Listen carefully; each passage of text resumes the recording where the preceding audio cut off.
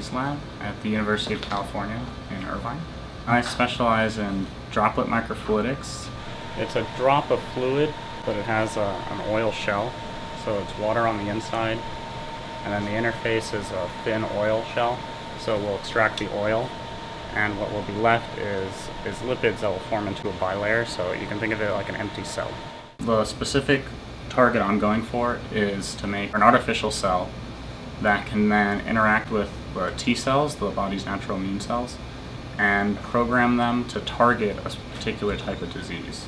I grew up in Los Angeles, California. Science and math were always my favorite subjects in school. I always was interested in seeing how the world worked. One of the reasons I became a scientist was motivated for finding a cure for cancer.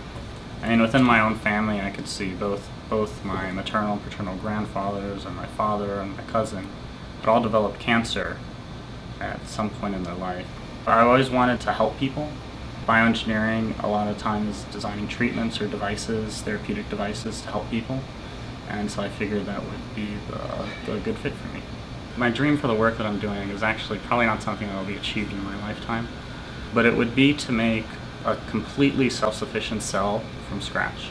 If we can understand it to the point that we can put all the necessary materials inside and then design it in such a way that it could be therapeutic, that would be my ultimate goal. Sometimes in the lab we'll work in teams. There are people whose work overlaps, so we can always team up if we're having trouble on a problem. It's always beneficial to team up and have two minds on a problem rather than one. It's exciting for me. I mean, we developed a new way to make vesicles that's different from how other people have done it in the past.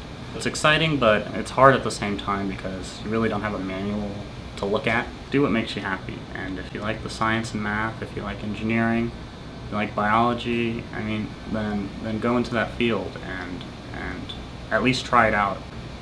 Because if you think you might like it, there's no harm in trying it.